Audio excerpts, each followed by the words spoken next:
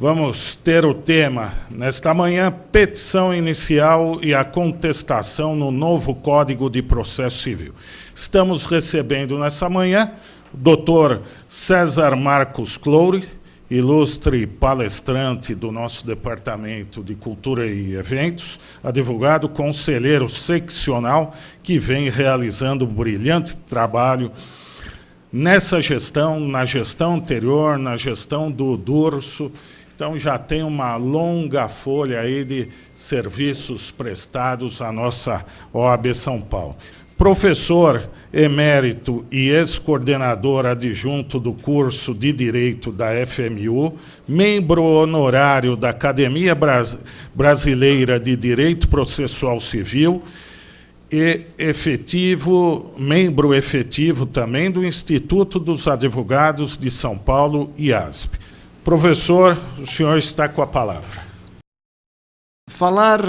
Falarmos de petição inicial e de contestação no novo Código, eu particularmente não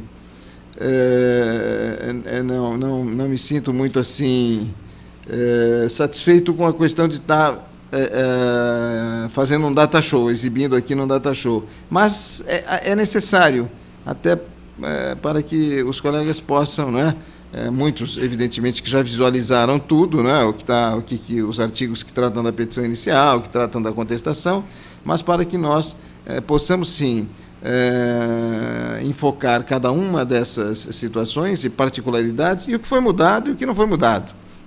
Nós vamos poder perceber que algumas coisas foram alteradas, outras foram conservadas, mas a maior parte, de fato, foi alterada. Bom, a petição inicial é, evidentemente, aquela peça que inaugura o processo, o processo civil. E a petição inicial prevista, os requisitos previstos no vigente Código de Processo, tem ali uma conformação, tem toda a exigência de alguns requisitos, em que a Comissão de Juristas responsável pela elaboração do novo Código procurou dar uma nova conformação, um novo formato. Novo formato atendendo exatamente aquilo que vem se praticando. A lei decorre sempre depois de um fato ou daquilo que socialmente se reclama. E não foi diferente nesse caso, Então, nós temos inicialmente os requisitos da petição inicial, no novo Código de Processo, que diz que a petição inicial indicará, Então, o primeiro inciso ali diz que o juízo a quem é dirigida. Vejam, aí é um caráter de impessoalidade. Se nós pegarmos o Código de 73, ali dizia o juiz ou o tribunal, O juiz nos remete à pessoa física, Quem é o juiz, O juiz de tal vara. E ainda que pensemos num juiz de uma comarca com vara única, Ou mesmo que se imaginarmos um magistrado em que que esteja à frente já de uma determinada ação e que nós venhamos a promover uma nova ação distribuída por dependência, é o juízo, órgão jurisdicional julgador. Então, havia ali uma imperfeição necessariamente corrigida. Podemos nos endereçar a nossa petição inicial ao juiz doutor fulano de tal. Não, é o juízo, órgão jurisdicional responsável pelo exercício da atividade e, consequentemente, daquilo que se reclama em juízo. O inciso 2º diz os nomes, os prenomes, o estado civil, a existência de união estável, existência ou não, a profissão, número de inscrição no cadastro de pessoas físicas, o CPF, ou Cadastro Nacional de Pessoa Jurídica, o endereço eletrônico, o domicílio e a residência do autor e do réu. A respeito disso, há também uma consideração importante a ser feita. A procuração outorgada ao advogado, necessariamente, pelo novo Código de Processo, deverá constar o endereço físico do advogado e o endereço eletrônico do advogado. Qual é o e-mail do advogado e, claro, o endereço físico que já constava. Muito bem. Aqui nós temos a seguinte situação. Os nomes, prenomes, até aí, nenhuma, não é? Sabermos se a pessoa que está postulando em juízo convive aí nesse regime de união estável ou não, é uma situação relativamente, eu não vou dizer que é uma situação difícil, mas às vezes o autor da ação não tem esse conhecimento. Muitas vezes não há contrato de união estável, não há uma decisão judicial que eventualmente tenha homologada esta situação, não é?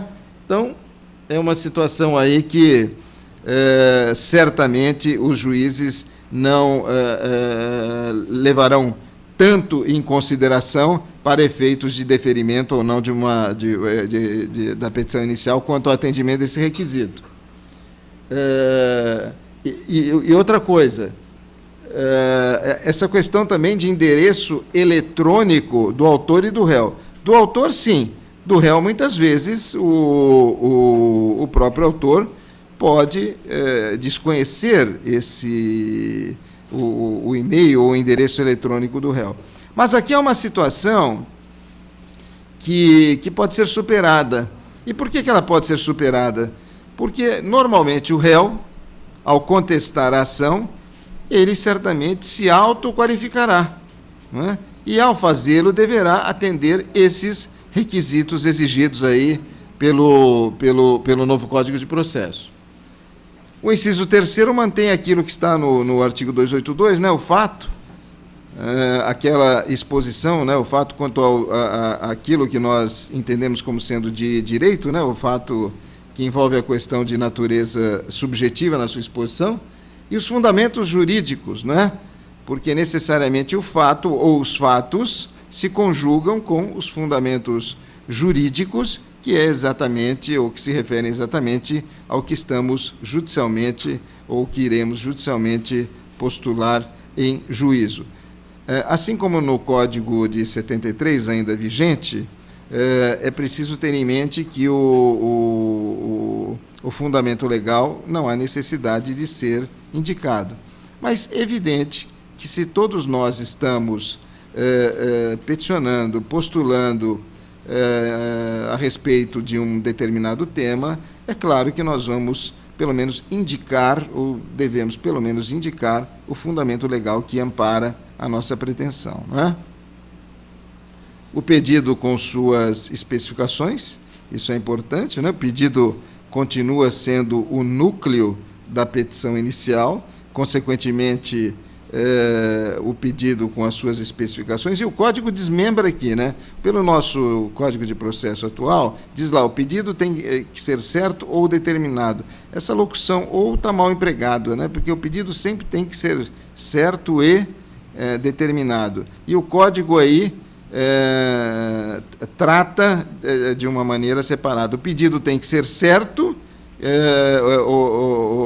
e, consequentemente, depois o Código diz, o pedido tem que ser determinado também, exceto naquelas situações em que se viabiliza, se possibilita a formulação, a postulação de um pedido genérico, não é? O Código traz algumas situações, algumas alterações com relação à questão do pedido, conserva outras situações a respeito disso, mas é importante destacar que o legislador atendeu aquilo que já vinha sendo objeto de decisões dos próprios tribunais, no sentido de que o pedido tem que ser certo e determinado, não é? Não dá para aquele que ingressa em juízo para se ficar... É muito simples, né, fazer a sua postulação, toda aquela exposição. Mas isso fica depois para a liquidação de sentença. Em algumas situações isso é até possível, né? Mas há necessidade de um enquadramento claro, efetivo, daquilo que se quer, quanto à certeza e à determinação daquilo que se pleiteia. O valor da causa, o valor da causa continua sendo um dos aspectos preponderantes. O Código altera algumas situações com relação ao valor da causa, situações em que, algumas situações, o Código conserva o que está previsto no Código de 73, em outras, o Código altera, como, por exemplo, o Código diz que, de qualquer forma, tem que ser atribuído um valor à causa. Muito bem, esse é um ponto. Outro ponto importante, o Código diz, e aquilo que já, até contrariando, de certa forma, o posicionamento do Superior Tribunal de Justiça, quem postular dano moral tem que dizer o que pretende a título de dano moral. Não é deixar a cargo do juiz, ou não pode ser inferior a X salários mínimos, etc. O Código exige que aquilo que está sendo postulado em termos de danos morais, de fato seja especificado, de fato seja noticiado nos autos da petição inicial. Isso é importante, isso é fundamental. Essas alterações com relação ao valor da causa. Outra coisa que o Código trata também, com relação àquela... quando nós vamos discutir a rescisão de um contrato, quando nós vamos discutir com relação ao cumprimento de uma obrigação do contrato, o vigente Código fala que o valor da causa tem que ser do negócio jurídico. O que o Código Novo altera? O Código Novo diz assim, não pode ser em relação... A alteração é simplesmente com relação à expressão. Foi substituído o negócio jurídico por ato jurídico. Essa é uma outra mudança do Código. Então, o que se discute com relação a uma rescisão de um contrato, a uma revisão de um contrato, uma situação qualquer dessa natureza, o que se discute com relação o que a redação do Código alterou quando se discute para atribuição do valor da causa foi a substituição de negócio jurídico por ato jurídico, não é? Essa é uma das outras alterações aí do Código. Mais uma outra alteração que me vem à mente. Quando nós discutimos hoje determinadas situações também, envolvendo, por exemplo, a discussão sobre um imóvel, nós atribuímos à causa aquele valor da estimativa oficial. Não, o Código altera que o valor vai ser o valor real do bem. Quer dizer, se o bem vale 1 milhão, a discussão é sobre 1 milhão. Não adianta dizer, olha, eu vou discutir aqui pela estimativa o valor de referência da prefeitura e o valor de referência é 300 mil. Não é? E por que isso? Evidentemente que se recolhe um valor menor de custas e, consequentemente, um risco de uma eventual condenação de sucumbência num valor inferior. Então, o Código também baliza esse novo entendimento, né? Traz esse novo entendimento, né? No sentido de que o valor objeto da discussão é o valor real daquilo que está sendo discutido. No mais, as referências quanto à questão do valor a ser atribuído à causa, que continua sendo um dos requisitos essenciais e importantíssimos, praticamente os demais incisos reproduzem ou foram reproduzidos no novo Código de Processo. As provas com que o autor pretende demonstrar a verdade dos fatos, isso não esse ônus continua consagrado no novo Código de Processo, assim como no vigente, né? Quanto ao fato constitutivo do direito do autor, e sobretudo com relação àquela prova, os documentos indispensáveis, né? O Código também, o novo Código de Processo, exige que o autor possa, de fato, ao distribuir, ao ajuizar a petição inicial, o faça com os documentos indispensáveis e, evidentemente, que, ao fazê-lo, que comprove aquilo que está sendo alegado inerente ao seu direito, ao que constitui o seu direito. A opção do autor pela realização ou não de audiência de conciliação ou de mediação. Se nós tentarmos criar uma imagem do artigo 282 e incisos do Código de Processo, nós vamos perceber o seguinte, que até nessa sequência que está aqui, tem um item do novo Código de Processo, afora as alterações assinaladas que comentamos agora, tem um item que está nos incisos do artigo 282 e que não está aqui, que é o requerimento para a citação do réu. Né? O Código eliminou isso. O novo Código de Processo elimina o requerimento para a citação do réu, porque essa é uma situação já implícita. E mais um detalhe, o juiz, ao despachar a petição inicial, ele, e se não for o caso de improcedência liminar do pedido, de rejeição liminar do pedido, o juiz designará audiência de tentativa de conciliação ou de mediação. Essa é a primeira providência. Então, vale dizer, quando nós formos promover a ação e requerermos a citação do réu, esta citação ela será precedida de uma designação de audiência, de conciliação ou de mediação.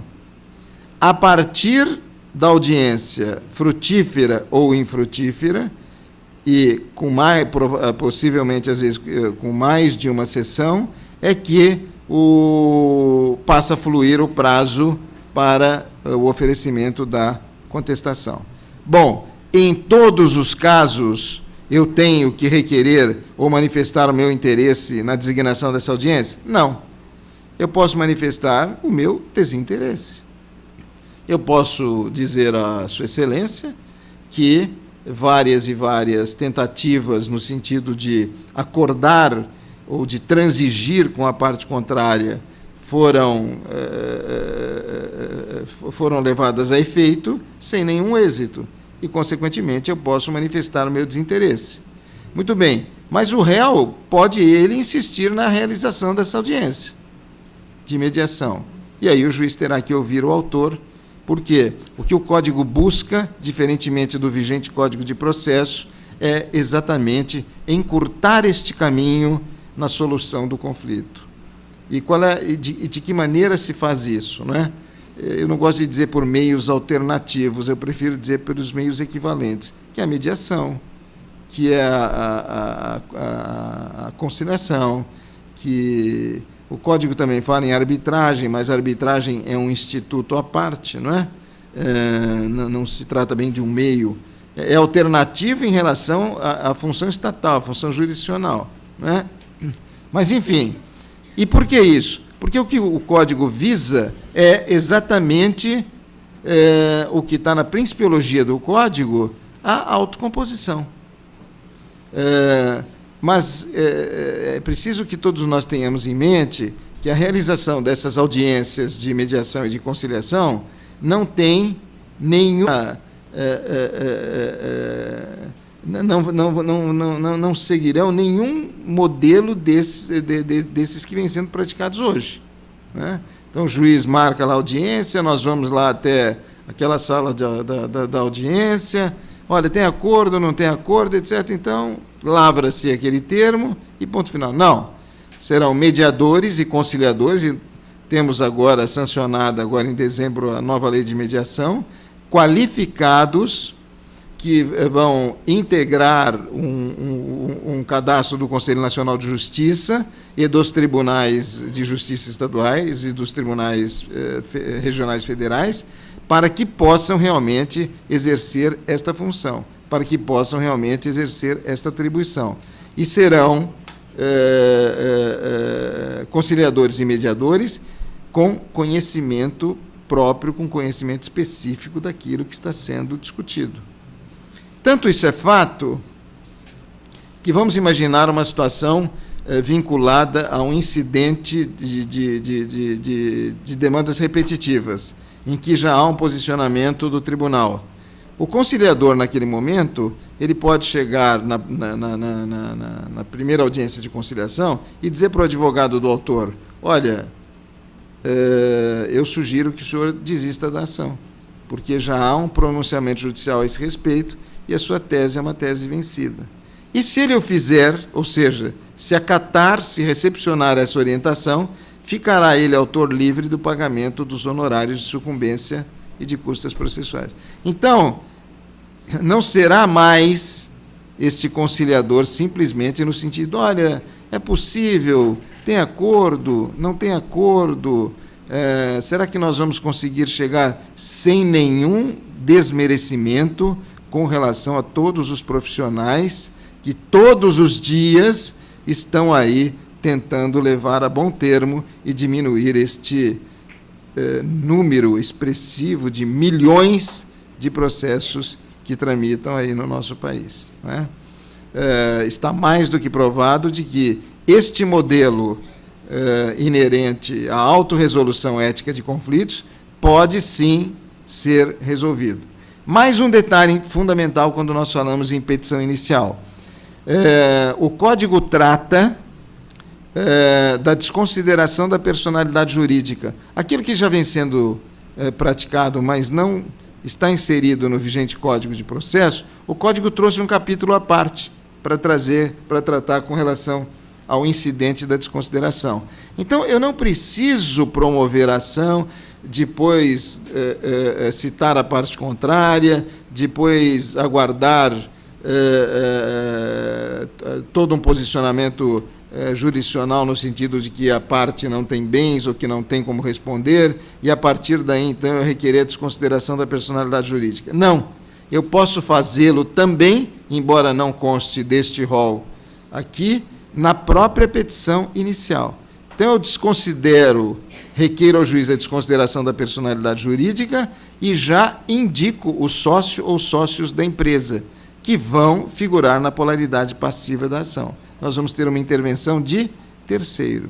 E, consequentemente, vamos, claro que este código prima necessariamente pela observância do contraditório, evitando, dessa maneira, as decisões surpresas. E não só isso, permitindo que a parte contrária exerça o chamado direito de influência, né?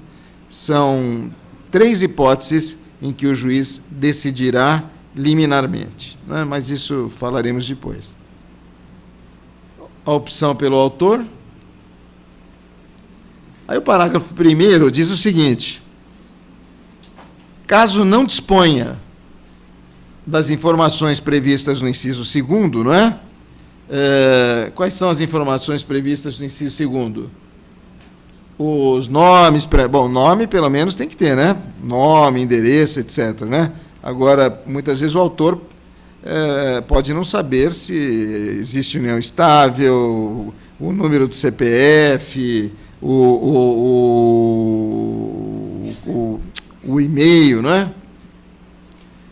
Então diz: caso não disponha das informações previstas no inciso 2º, poderá o autor, na inicial, requerer ao juiz as diligências necessárias. Então, a inicial é ajuizada, e afora todas essas ponderações que eu fiz aos colegas, o próprio autor poderá dizer: olha, eu não disponho dessas informações. Então, estou requerendo a Vossa Excelência que o réu, ao comparecer nos autos do processo, que ele as forneça, que ele as indique, que ele as apresente. O parágrafo 2º diz: a petição inicial não será indeferida se, a despeito da falta dessas informações, for possível a citação do réu. Quer dizer, há uma flexibilização do código, não é? Então, o código exige a indicação daqueles elementos, o código diz: olha, não sendo possível, o juízo poderá atuar nesse sentido, não é? Mas, se ainda assim houver uma dificuldade, nada obsta que o réu seja citado, desde que se indique elementos, ou seja, pelo menos o endereço onde o réu poderá ser, ou endereços onde o réu poderá ser localizado. E o parágrafo 3º diz que a petição inicial não será indeferida pelo não atendimento ao disposto no inciso 2º do artigo 319. Se a obtenção de tais informações tornar impossível ou excessivamente oneroso o acesso à justiça. Imaginemos uma determinada ação, uma invasão de uma área por várias pessoas desconhecidas. Como é que o autor fará para conseguir obter dados e elementos de todas essas pessoas, né? Existe uma situação concretizada, concreta, de que é uma agressão à posse, uma violência à posse de uma determinada pessoa. Não por um cidadão que certamente pode ser identificado, mas talvez por vários. Nós temos vários exemplos, né, dessas situações. Imaginem aí, às vezes, invasões com 2.000 pessoas, 3.000 pessoas, 10.000 pessoas, o autor ter que identificar cada uma delas, né? Então, isso realmente se torna muito difícil, mas não vai inibir o exercício da atividade jurisdicional. Então, essas situações são situações diferenciadas com relação à petição inicial no novo Código de Processo, né, que não terminam aí. Todos nós sabemos que nós temos uma teoria vigente no nosso Código de Processo, no Código de 73, que é a teoria eclética de Liebman, né? Liebman foi um italiano, um judeu italiano, que na década de 40 veio para o Brasil, começou a lecionar na USP e desenvolveu uma teoria inspirado naquilo que ele já tinha lá do direito italiano. E a teoria de Liebman, ela exige necessariamente que toda e qualquer ação deve preencher 3 requisitos inerentes às condições da ação, né? Que é a legitimidade, o interesse e a possibilidade jurídica do pedido, não é? O novo Código de Processo afasta essa teoria eclética de Liebman. Até porque, logo em seguida da proposição dessa teoria, o direito italiano também foi alterado. E no direito italiano, à época, esses requisitos, sobretudo com relação à possibilidade jurídica do pedido, esse requisito foi eliminado, né? Só que um dos discípulos de Liebman foi Alfredo Buzaide, autor e responsável pelo Código de 73. E Liebman não avisou Buzaide, não é? Então, se nós verificarmos o artigo 3º do Código de Processo, do vigente Código, diz assim: para propor ação é necessário ter interesse e legitimidade. Perfeito. Isso continua consagrado no artigo 17 do novo Código. Só que, se nós formos lá no julgamento sem resolução de mérito, no artigo 267, tem um dos incisos, acho que é o 6º, que diz que o juiz julgará sem resolução de mérito se não concorrer uma das condições da ação. E ali tem possibilidade jurídica do pedido, interesse, legitimidade. Então, ele esqueceu de avisar o Buzaide que era para excluir a possibilidade jurídica do pedido. Então, esta teoria eclética de Liebman não vem sendo, de certo modo, aplicada com relação à possibilidade jurídica do pedido. Ela é frontalmente contrariada por uma teoria que é a teoria da asserção, aquilo que nós afirmamos como sendo verdadeiro, né? E por que essa teoria da asserção, e que alguns vinculam a teoria da asserção com a teoria abstrativista? Porque parte-se do princípio de que aquilo que está sendo formulado e postulado em juízo observa a boa-fé, observa uma fundamentação calcada na boa-fé, não é? E aí, o que o novo Código de Processo exige? O que o novo Código de Processo muda? O que o novo Código de Processo traz de novidade? Que o juiz julgue a causa subjacente, aquilo que está no interior da causa, e não que o juiz simplesmente se apegue, como dizia Liebman, faltando uma das condições da ação, não há que se falar em julgamento de mérito. Não é? A ação fica prejudicada. O que a teoria da asserção diz? E muitos dos colegas já devem ter observado que alguns juízes dizem assim, a preliminar confunde-se com o mérito e com ela será julgado. Isso aí. Porque o que se busca é procedência ou improcedência, evitando-se a renovação, não é? Por mais de uma vez da ação. Bom, o que o código muda na sequência do código aqui? Tive algum problema aqui com relação ao slide aqui. O que o código muda? Muito bem, a petição inicial, se ela não atender os requisitos, ela poderá ser indeferida? Ela poderá ser indeferida. Só que antes do indeferimento, o juiz deverá oficiar a parte, não é? E ele deverá fazê-lo até antes mesmo de designar audiência de tentativa de conciliação ou de mediação. Ele o fará e determinará que a parte emende a petição inicial no prazo de 10 dias, não é? A fim de que... Deixa eu só ver o artigo aqui, pessoal. 15 dias. 10 dias é o atual, né? 15 dias. É o artigo 321.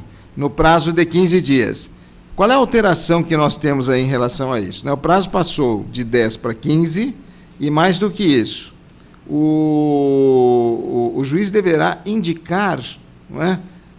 Diferentemente do que ocorre hoje, o juiz deverá indicar aquilo que... Não é que o juiz vai orientar o advogado no sentido de que ele faça... dizer para o advogado, olha, você tem que corrigir ou emendar ou aditar nisso. Não, mas o juiz terá que, na sua decisão requerendo a intimação para emenda, deverá ter que apontar o que de fato precisa ser emendado ou aditado.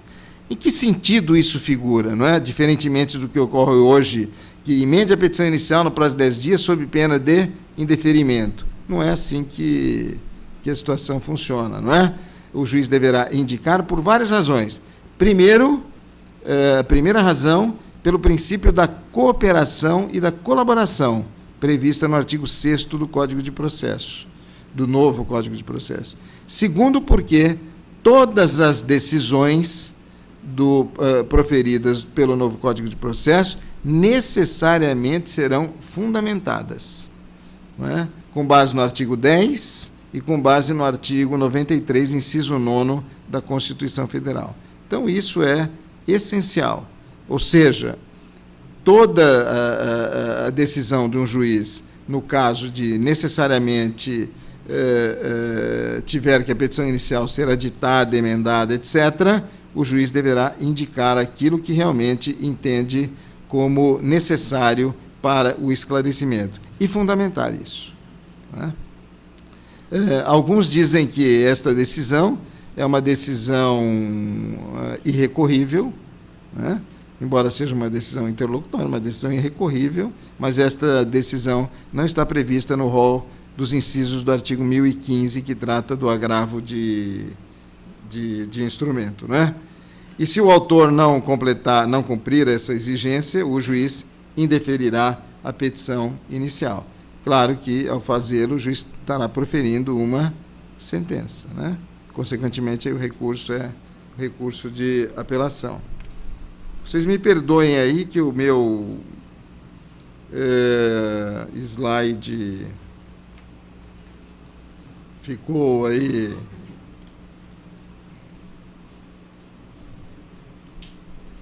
Bom, embora o tema fale só da questão de petição inicial e da contestação que nós vamos abordar, eu achei interessante comentar com os colegas a respeito do indeferimento. Se nós temos uma petição inicial, esta petição inicial, evidentemente que ao ser saneada pelo juiz, ela poderá ser despachada no sentido de ordenar o comparecimento da parte contrária à audiência de mediação de conciliação, ela poderá necessariamente ser objeto de um aditamento, não é? Ela poderá eventualmente ser liminarmente indeferida, né? Mas ela também poderá ser indeferida nessas hipóteses. O primeiro inciso fala quando a parte for inepta, e nós vamos ver os casos de inépcia. Segundo, aqui isso não altera o vigente código, né? Segundo, quando a parte for manifestamente ilegítima. Terceiro, o autor carecer de interesse processual. Aqui nós já não temos mais, não se fala mais na questão de possibilidade ou não jurídica do pedido, né? Não atendidas as prescrições dos artigos 106 e 321. Já vou dizer para vocês. O 106 é aquela questão do advogado que advoga em causa própria, então ele tem que fazer a indicação dos seus dados, não é? Bem como os seus dados profissionais, inscrição na OAB, bem como os seus endereços, tanto físico quanto o endereço eletrônico. E o artigo 321 trata da rejeição, né, liminar do pedido, que eu vou mencionar para vocês. Essa rejeição liminar do pedido é uma situação que foi ampliada. Ela está no vigente Código de Processo, ela está no artigo 285-A, em que o juiz poderá indeferir a petição inicial com base já em precedentes de julgamentos, até mesmo do próprio juízo. Isso foi expungido e foi para um capítulo à parte que trata da rejeição liminar do pedido, ou seja, o juiz poderá rejeitar, sim, se contrariar súmula, se contrariar jurisprudência, etc., dos tribunais superiores. Então, isso foi ampliado, o rol em que se possibilita a rejeição liminar do pedido, mas houve uma realocação desse artigo para um capítulo à parte. E o artigo 321 trata exatamente disso, da rejeição liminar do pedido e as hipóteses em que isso ocorre, né? Considera-se inepta quando faltar pedido ou causa de pedir, claro, núcleo da petição, de qualquer petição inicial. O pedido for inminado, ressalvadas as hipóteses legais em que se permite o pedido genérico, o Código mantém a questão do pedido genérico, e vejam que o Código não fala, né, na questão de impossibilidade jurídica do pedido ou pedido juridicamente impossível. O Código afastou essa situação, né? O artigo 5º e o artigo 322 do Código entende que o pedido tem que ser um pedido expressado com boa-fé. E, consequentemente, em isso ocorrendo, haverá um juízo de valoração, um juízo de avaliação. Da narração dos fatos não decorrer logicamente a conclusão e contiver pedidos incompatíveis entre si. O que o Código eliminou aí? O Código eliminou aquela questão de uma opção pelo autor com relação a um procedimento, por exemplo, procedimento sumário, quando no vigente Código, quando o correto seria o procedimento ordinário, né? A inadequação procedimental, isso restou afastado e oportunamente corrigido pelo novo Código, né? Ou seja, não é causa de inépcia, isso já vinha sendo sedimentado pelos tribunais, eventual opção por um procedimento equivocado. Se bem que o novo Código eliminou o procedimento sumário, hoje nós só temos o procedimento ordinário e os procedimentos especiais, né? Tudo vai correr pelo procedimento ordinário e pelos procedimentos especiais. Com relação a alguns itens, demais itens foram mantidos pelo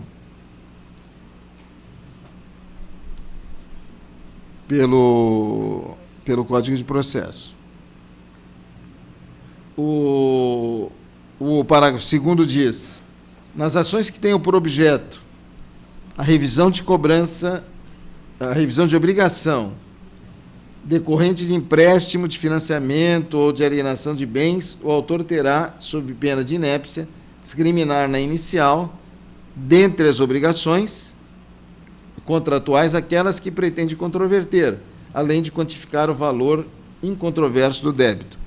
Essas questões de ações que envolvem valores de financiamento, aplicação de taxa de juros, correção, esse parágrafo reproduz e foi realocado para essa questão do indeferimento.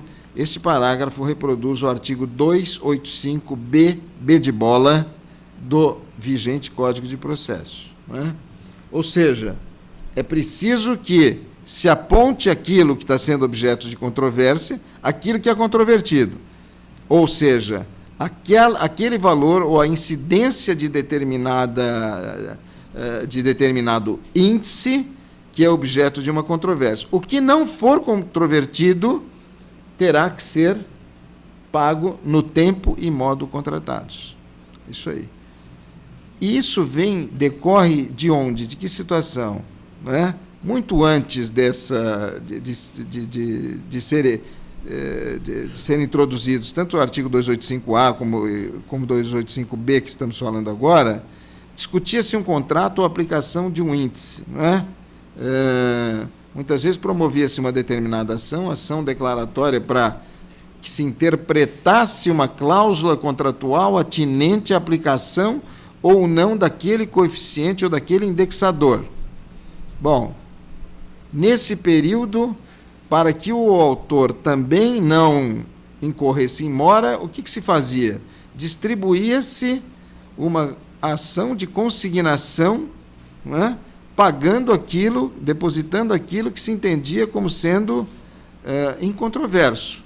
Olha, estão me cobrando 120, eu entendo que a minha parcela mensal é 100. Isso visava o quê? Inibir que o réu da ação, fosse a construtora, financeira, ou seja lá quem for, promovesse uma ação, né, objetivando a rescisão daquele contrato.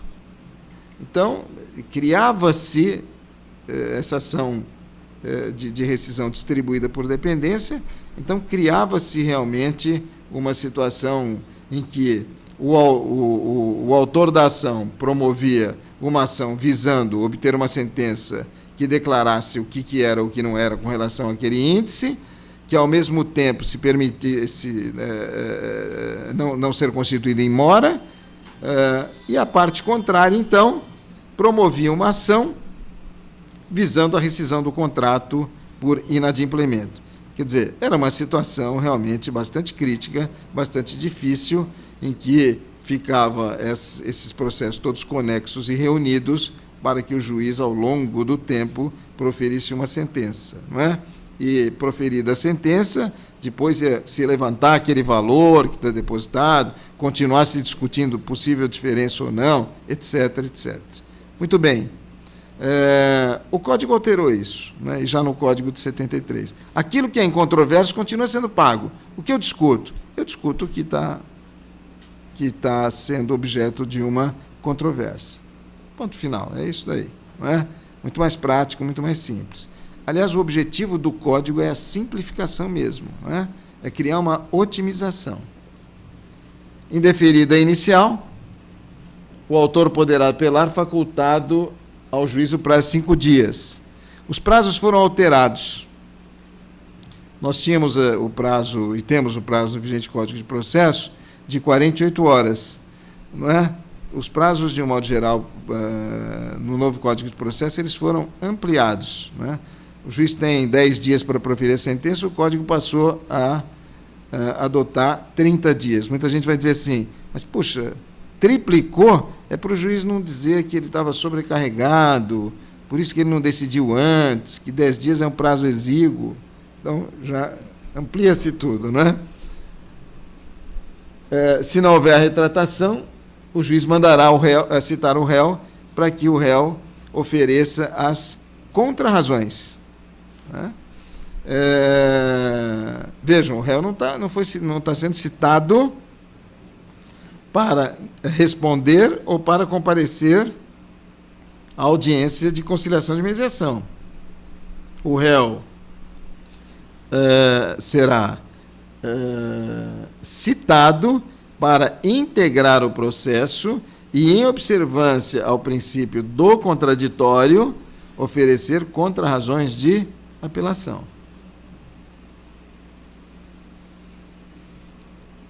Aí sim, sendo a sentença reformada pelo tribunal, o prazo para contestação começará a fluir da intimação do retorno dos autos, observado o disposto no artigo 334. O artigo 334, ele vai tratar aí da questão da realização da audiência ou não, não é? Ou seja, o juiz retorna os autos, se houver a opção pela audiência de conciliação ou de mediação, será designada a audiência com esse propósito. Claro, não interposta a apelação, o réu será intimado do trânsito em julgado da sentença. A petição inicial e o indeferimento da petição inicial, então, passaram por transformações, por mudanças. Ou seja, não é mais caso de indeferimento a inadequação do procedimento, não é mais caso de indeferimento a questão de possibilidade jurídica ou não do pedido, não é? Passou-se a adotar essa teoria da asserção, essa teoria tida como verdadeira, não é? E uma outra teoria também que se aproxima muito da teoria da asserção e que afasta a teoria de Liebman, né? Que Liebman esqueceu de avisar lá, Buzaide, você colocou aqui no artigo 3º do Código que é só interesse e legitimidade, deixou lá no 267, porque a situação mudou. Liebman dava um exemplo, só para que vocês saibam, de que ele dizia assim, na Itália não tem divórcio. Então, se alguém pleitear, formular um pedido de divórcio, o pedido é juridicamente impossível. Essa era uma tese dele. Consequentemente, não se tem que examinar mérito de nada. Não é? A ação não pode nem prosperar. Só que logo em seguida, o Liebman altera o livro dele porque o divórcio foi aprovado na Itália. E foi nesse meio, né, de tempo depois que ele acabou não comunicando aqui o discípulo dele, né, que era o Buzaide, e ficou, então, no artigo 3º do Código, interesse e legitimidade como condições da ação, e no 267, não, se não tiver possibilidade jurídica, extingue-se sem resolução de mérito. É uma falha. E ficou, né? De 73 para cá. E isso, não é? À medida em que todas essas transformações e os anos foram se passando, evidentemente que essa questão foi colocada mais à deriva. Embora o que o Código busca hoje e o que se busca hoje para efeitos práticos é exatamente não fugir da legalidade, mas fugir desse conservadorismo, que muitas vezes não se leva absolutamente a nada e se visa empurrar. Manifeste-se, diga sobre... Gente, isso não faz o menor sentido, não é? Não se avança. Aliás, o ministro Luiz Fux diz assim, a gente tem que eliminar esses tempos mortos do processo. Não é? O que significa isso? Eu já falei em algumas palestras. A parte peticiona e fica lá parado isso. E mesmo no processo digital, no processo eletrônico. Né? Até ir à conclusão, até sair o despacho para a parte contrária. Aí a parte contrária se manifesta. Até juntar a petição da parte contrária, né? Para depois ir para que o juiz determine que o autor ou o réu se manifeste. É isso. E essa inatividade, essa paralisação tem que acabar. Né? Não basta só o procedimento eletrônico, né? O processo eletrônico tem que acabar.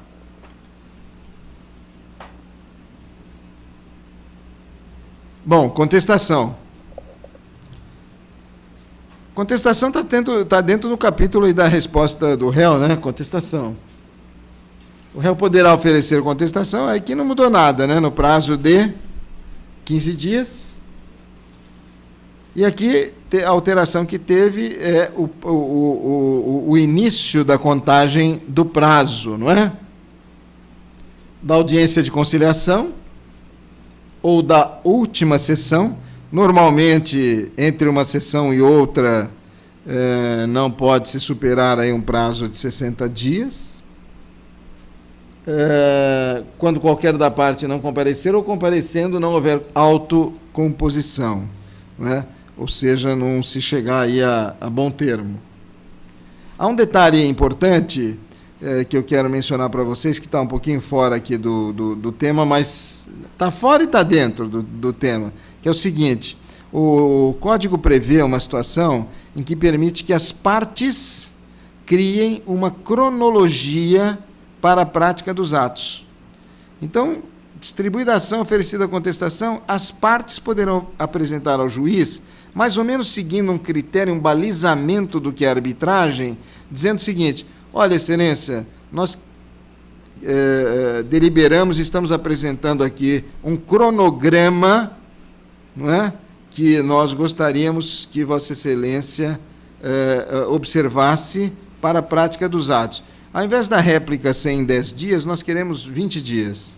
Ao invés da produção da prova pericial ser em 30 dias, nós entendemos que essa situação é de complexidade, nós queremos 60 dias. Não é? Ao invés de tal expediente ou do cumprimento de uma diligência for em 15 dias, nós entendemos que é razoável que isso ocorra em 30 dias. E o juiz vai observar, não vai intimar as partes para a prática desses atos, e evidentemente que, se não satisfeitos os atos dentro desse prazo, que é apresentado pelas partes, não é? E visando o que isso? Visando que, dentro de um entendimento direto, de um consenso direto, não é? Possam de fato as partes atingir a autocomposição. Por isso que eu me lembrei ali do protocolo do pedido de cancelamento da audiência de conciliação ou de mediação, apresentado pelo réu. Vejam que o autor pode dispensar a audiência, mas o réu terá que se manifestar, ele tem que ir lá e protocolar: não tem interesse na audiência. E se ele tiver interesse, vai realizar a audiência. Quando ocorrer a hipótese, né, nós vamos ver lá o 334, e nos casos previstos no artigo 231. O que é o artigo 231? O artigo 231 trata da forma pela qual a parte contrária foi citada. Foi citada por AR, foi citada por oficial de justiça, da data da juntada do AR, ou do mandado, etc. Não é? O artigo 231 trata exatamente o modo como foi feita a citação. Bom, o capítulo da contestação traz, sim, alterações consideráveis, não é? No caso de litisconsórcio passivo, ocorrendo a hipótese do artigo 334, sexto, o termo inicial previsto no inciso 2 será para cada um dos réus a data de apresentação de seu respectivo pedido de cancelamento. Ou seja, se nós tivermos 3, 4, 5 réus, quando é que começa a fluir o prazo? A partir da data em que o último réu manifestou o seu desinteresse na audiência de conciliação ou de mediação. Quando ocorrer a hipótese do 334 quarto, que nós já vamos chegar lá, inciso 2, havendo litisconsórcio passivo e o autor desistir da ação em relação a réu ainda não citado, o prazo para a resposta ocorrerá da data da intimação da decisão que homologar a desistência. Claro, se o autor, melhor dizendo, desistir de algum, no caso de litisconsórcio passivo, né, vários réus, desistir de alguns, o prazo para os demais passará a fluir da data em que houver homologação exatamente da desistência. Isso é importante.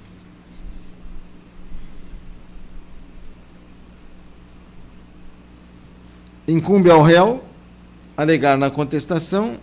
Está certo aqui, deixa eu ver se eu estou.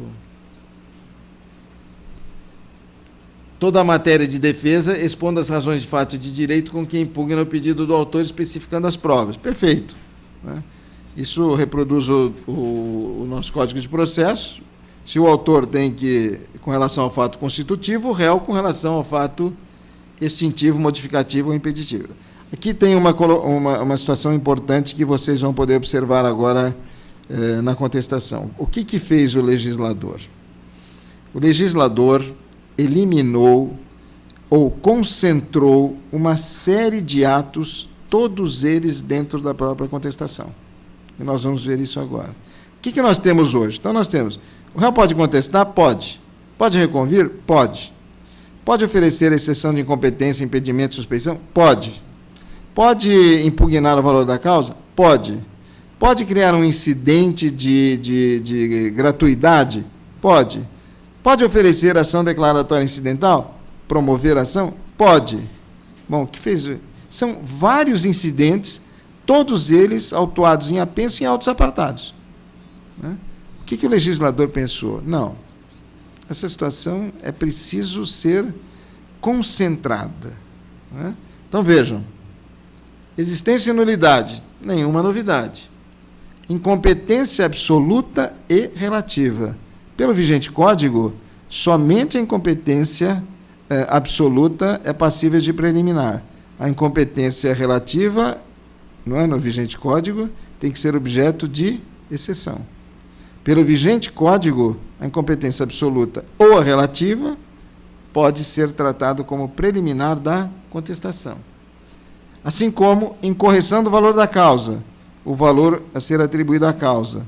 Não é? E o valor a ser atribuído à causa tem que ser, obrigatoriamente, se houver reconvenção, o mesmo valor da causa principal e da reconvenção. Eu preciso criar um incidente de impugnação? Não. Eu vou alegar em preliminar que o valor atribuído à causa não corresponde àquilo que representa o objeto da discussão. Inépcia da petição inicial. Acabamos de falar. Perempção, não é? Aquela reprodução várias vezes da mesma ação. Litispendência, coisa julgada com anexão, ok. Incapacidade da parte, defeitos de representação ou falta de autorização. Convenção de arbitragem, e aí tem um capítulo à parte, né? Nós vamos ver nos artigos, nos parágrafos. Ausência de legitimidade ou de interesse, não se fala mais em questão de pedido, de possibilidade do pedido. Falta de caução, de garantia, ou outra prestação que a lei exige. Indevida concessão do benefício da gratuidade. Outro incidente, aquele incidente regulado pela Lei 1060 de 1950, que deixa de ser um incidente e passa a compor a parte preliminar da contestação. Então, nós temos o quê? Uma concentração de atos processuais. Não é? Muito bem. Afora isso tudo, por simples petição, e não por preliminar, e não também por meio de exceção, nós podemos alegar a suspeição ou o impedimento do juiz. E mais do que isso, afora todos esses itens, nós podemos também, independente de incidente, arguirmos a falsidade. Então, o Código concentrou todos esses expedientes numa única peça. Né? Verificada a litispendência, né? Aquela tríplice identidade ou a coisa julgada, verifica-se a litispendência quando se reproduz a ação anteriormente ajuizada, isso está no Código. Uma ação é idêntica a outra quando possui as mesmas partes, né? Mesma causa de pedir e pedido. A litispendência é quando se repete a ação em curso e a coisa julgada quando se repete a ação que foi decidida por decisão transitada em julgado. Excetuadas, aí o parágrafo 5º diz, excetuadas a convenção de arbitragem e a incompetência relativa, o juiz conhecerá de ofício das matérias enumeradas nesse artigo. São duas situações aí. Porque quem tem que arguir a incompetência relativa é o réu. Né? E quem tem que também aduzir que há convenção de arbitragem, ou seja, a subtração da jurisdição estatal pela arbitragem, não é? É o próprio réu. Com detalhe, se o réu não alegar a existência da convenção de arbitragem no prazo que ele tem para contestar, isso vai implicar na aceitação do juiz arbitral. Não é? Ou seja, não alegou, vai prevalecer. Existe convenção, existe a cláusula compromissória, só que não alegou, que vai prevalecer a justiça estatal. É o que vai prevalecer. 338. Alegando o réu ser... Aqui é um capítulo interessante. Vejam que não se fala em ilegitimidade passiva de parte, né? Mas olhem a redação do artigo 338. Alegando o réu, na contestação, ser parte ilegítima ou não ser o responsável pelo prejuízo invocado, o juiz facultará ao autor, em 15 dias, a alteração da petição inicial para a substituição do réu. O que normalmente nós fazemos hoje, né? O réu alega: sou parte legítima, né? Consequentemente, eu quero a extinção do feito sem resolução do mérito. Né? Ilegitimidade de parte atinge o quê? A falta de uma das condições da ação. Consequentemente, né? Então, o réu alega ser parte ilegítima ou que não é responsável. Que faz o juiz? Extingue o processo? Não. Intima o autor e diz assim: olha, foi aventada essa alegação aqui. Qual é a sua posição? Bom, então o autor pode promover a substituição, dizer de fato quem tem que figurar na polaridade passiva é o B e não o A, e se o fizer, ele pagará honorários ao procurador do A, que foi indevidamente colocado na polaridade passiva, né, e foi excluído, fixados entre 3% e 5% do valor da causa. Ou, se for um valor irrisório, o juiz vai arbitrar. Vai lá no artigo 81, se eu não me engano, né, 85, melhor dizendo, e vai arbitrar dependendo da complexidade da causa, do trabalho do profissional, etc. Agora, vejam só. Então, nós temos uma primeira situação em que o réu alega e o autor concorda. Concorda, e para que a ação dele prossiga, ele tem que pagar os honorários daquele advogado. Ponto. Excluiu o réu originariamente indicado, aceitou a indicação do outro, pagou de 3% a 5% de honorários e o processo prossegue em relação ao que foi substituído. Mas há uma outra situação. Quando alegar a sua ilegitimidade, incumbe ao réu indicar quem é o sujeito passivo. Não basta só dizer, eu sou parte legítima, passiva e legítima. Ele tem que dizer quem é a parte que deve figurar, sempre que tiver conhecimento, sob pena de arcar com as despesas processuais e indenizar o autor pelas custas decorrentes, né? Pelos prejuízos decorrentes. Vejam que o Código sempre está pensando na preservação e na igualdade de direitos entre as partes. Isso é fundamental, não é? Esse princípio de tratamento de igualdade. Bom, o parágrafo 1º diz: o autor poderá, ao aceitar a indicação, procederá no prazo de 15 dias à alteração da inicial, para a substituição do réu, observando-se ainda o parágrafo único que diz que ele tem que pagar lá os 3% a 5%.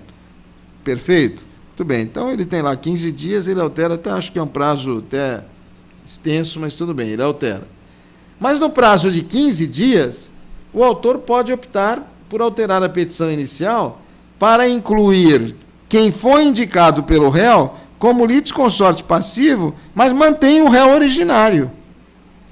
Ou seja, você indicou que o B é que tem que figurar na relação. Não, eu quero você e o B no polo passivo da ação. Né? O litisconsorte passivo, o sujeito indicado. Mesmo depois de feita a citação, pode-se alterar, então, a inicial? Não. Ah, sim, não. Para essa finalidade, sim.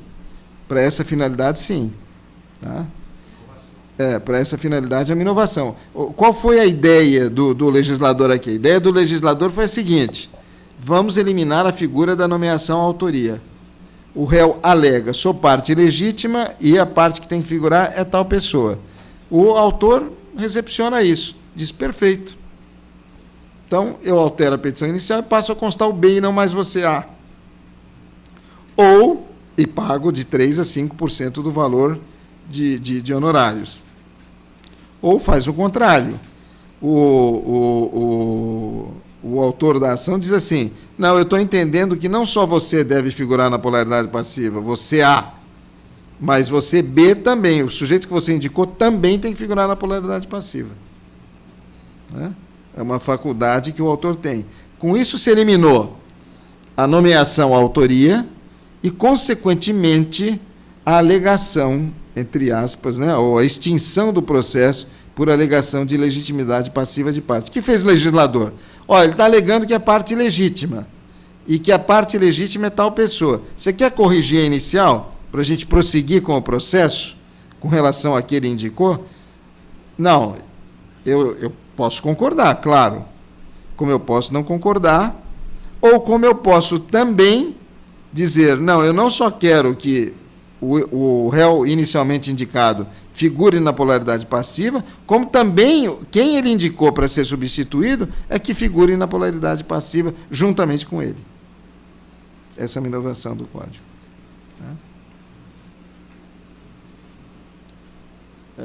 Então, se altera a petição inicial. Na realidade, o Código prevê também, com relação a essa indagação do doutor, até a citação também continua sendo permitida a alteração ou a causa de pedir, né, sem o consentimento do réu, e depois e até na fase do saneamento, depois da citação e na fase do saneamento, evidentemente, é possível mudar o pedido ou a causa de pedir, desde que exista manifestação do réu, se observe o contraditório, o réu poderá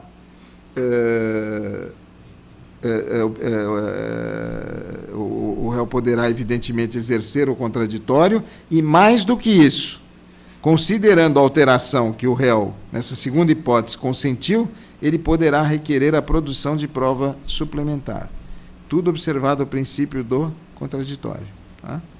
Aliás, o princípio do contraditório é regra básica, regra fundamental. Né?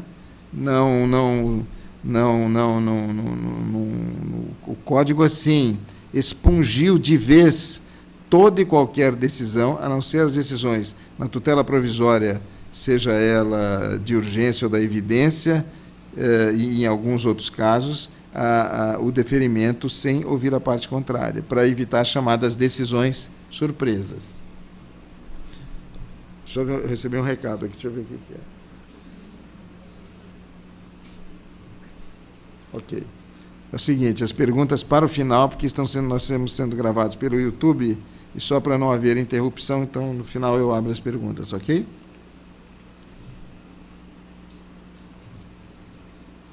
Bom, vejam que a contestação tem alterações substanciais, não é? Havendo alegação de incompetência relativa ou absoluta, em preliminar, gente, agora não é mais, né? A incompetência absoluta sempre foi por preliminar, a incompetência relativa sempre foi por meio de exceção. A contestação poderá ser protocolada no foro do domicílio do réu, fato que será imediatamente comunicado ao juiz da causa, né? Preferencialmente por meio eletrônico. Então, o réu alega, o réu reside pode residir aqui na comarca ou em outra comarca, mas ele não precisa, ele protocola lá no foro dele, se é o foro da Lapa ou se é o foro de Santana, seja lá onde for, né? Preferencialmente por meio eletrônico. A contestação será submetida à livre distribuição, ou, se o réu houver sido citado por meio de carta precatória, juntada aos autos dessa carta, seguindo-se a sua imediata remessa para o juiz da causa. Então, ele alega incompetência absoluta ou relativa, ele está ali como jurisdicionado ali na Lapa ou na Penha, seja lá onde for, não é? Ele protocola a contestação dele lá, tá? E a contestação dele vai ser remetida para os autos, for aqui o juiz da vara, uma das varas do foro central vem para cá. E se for por carta precatória, vai diretamente para o juízo deprecante, não é? O juízo deprecado manda para o juízo deprecante tomar conhecimento dessa alegação. Vejam que o réu não simplesmente, o réu não simplesmente só alegou exceção preliminar de incompetência absoluta ou relativa. Ele contestou a ação. Isso é fundamental, né? Se for reconhecida a competência do foro indicado pelo réu, o juízo para o qual foi distribuída a contestação ou a carta precatória será considerado prevento, né? Ou seja, como é que vai ocorrer a prevenção, né? Para aquele juízo que reconhecer, não é, que de fato a competência é dele e não do outro, seja do outro que mandou citar pelos meios normais, ou seja, pelo meio de carta precatória. E se for alegada a incompetência, nos casos em que for alegada a incompetência, seja ela relativa ou absoluta, evidente que a audiência de conciliação ou de mediação ficará suspensa. É importante o seguinte: o juiz, ao despachar a inicial, se não for o caso de rejeição liminar do pedido, o juiz, o que ele faz? Ele vai designar audiência de tentativa de conciliação ou de mediação. Não há mais audiência para citação do réu para oferecer contestação, conforme o artigo 285 e 319 do vigente Código de Processo. A designação, citação do réu é para audiência de conciliação ou de mediação. A partir daí, na realidade é uma intimação dele, a partir daí, em frutífera audiência, ou a chamada autocomposição, é que as partes, ou que o réu passará a fluir o prazo para oferecer a contestação. Definida a competência, o juízo designará uma nova audiência. Por que isso? Porque o juiz, ao despachar a petição inicial, não é, ele já vai ter designado uma audiência nesse sentido. Então, se é reconhecida a competência, seja do juízo para o qual a ação foi distribuída, seja do outro juízo aonde a contestação foi protocolizada, a partir daí é que uma nova audiência será designada, de conciliação ou de mediação. Essas alterações são fundamentais no Código de Processo, né? Ou seja, essa concentração de atos, essa concentração de incidentes, não é?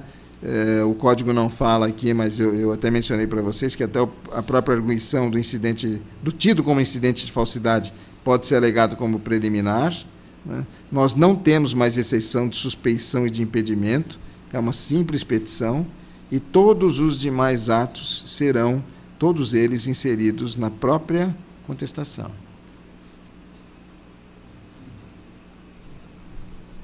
Bom, incumbe ao réu falar, né, sempre. Aqui tem aquela questão sobre todos os fatos, né, aquele princípio da eventualidade, né, não deixar que nada seja impugnado, né, com as exceções. Isso reproduz o artigo do vigente Código de Processo. Aqui os incisos e o parágrafo único.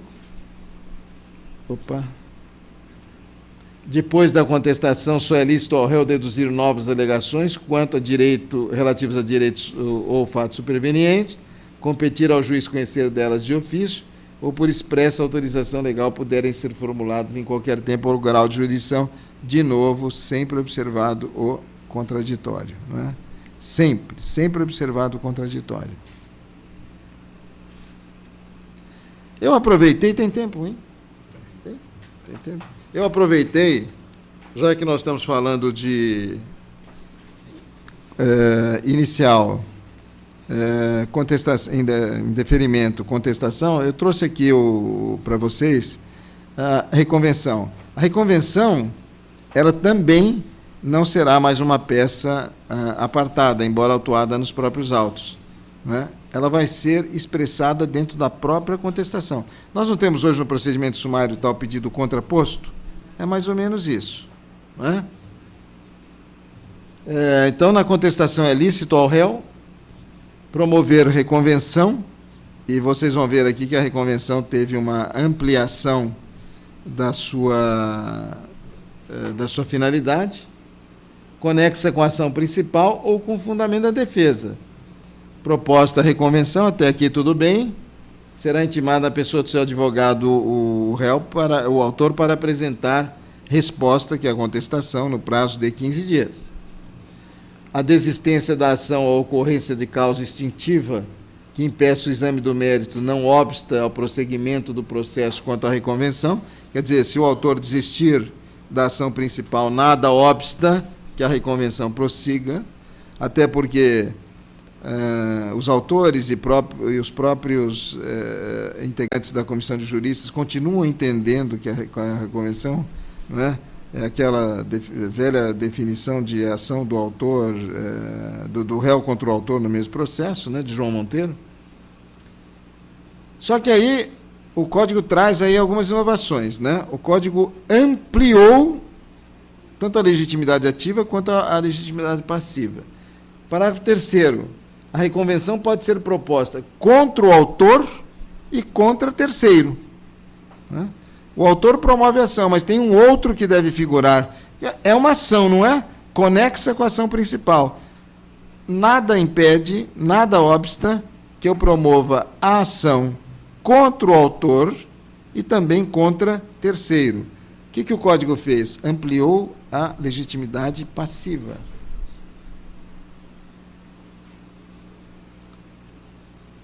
Fez mais. Parágrafo 4º. A reconvenção pode ser proposta pelo réu em litisconsórcio com terceiro. Ampliou também a legitimidade ativa. Ou seja, eu, réu, tenho uma situação contra o autor da ação principal, mas há uma terceira figura que também tem uma situação e que quer figurar nesse processo. Já que estamos promovendo uma ação, que a reconvenção é uma ação, então o Código ampliou tanto a questão da legitimidade passiva quanto a questão da legitimidade ativa nos parágrafos 3º e 4º do artigo 343. E fez mais do que isso. Se o autor for substituto processual,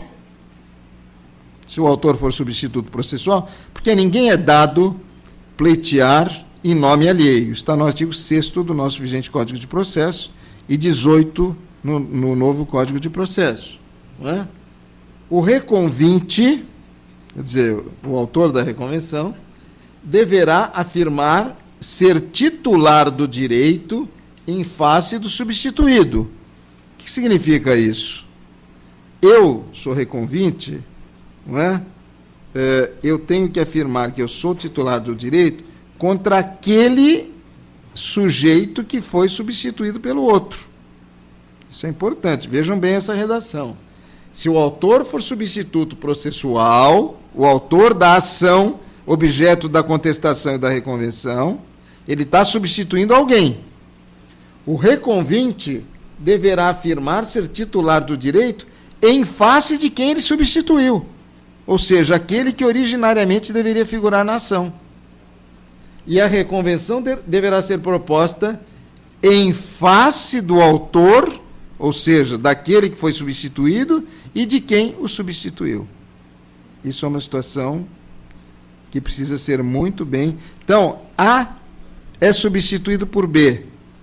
Na hora que eu for promover a reconvenção, eu tenho que primeiro mostrar que eu tenho, sim, direito de promover a reconvenção contra o A. E, ao fazê-lo, eu vou promover contra o A e contra o B que o substituiu. Está claro? É o que diz o parágrafo 5º. E o réu poderá promover a reconvenção, melhor dizendo, independente de contestação. Eu não vou contestar, só quero reconvir. Pensando sempre o seguinte: a figura da reconvenção é uma figura de uma ação, de um pleito, e não uma figura de uma situação de passividade, como na contestação. É aquilo que nós aprendemos, né, chamado verdadeiro contra-ataque. Então, mas isso já vem sendo sedimentado pelos tribunais, sobretudo pelo Superior Tribunal de Justiça, né? Eu posso reconvir independente de reconvenção. Embora no artigo 297 do Código de Processo, o réu poderá oferecer contestação e reconvenção às espécies de resposta do réu. Eram essas as ponderações dentro desse tempo que eu tinha que externar aí a vocês, passar a vocês com relação à questão do indeferimento da petição inicial, dos requisitos do indeferimento, essas substanciais alterações na contestação, bem como as alterações também que foram introduzidas na reconvenção. Num primeiro momento, a figura da reconvenção, quando o projeto inicial de reforma do Código de Processo, não é, havia expungido a reconvenção.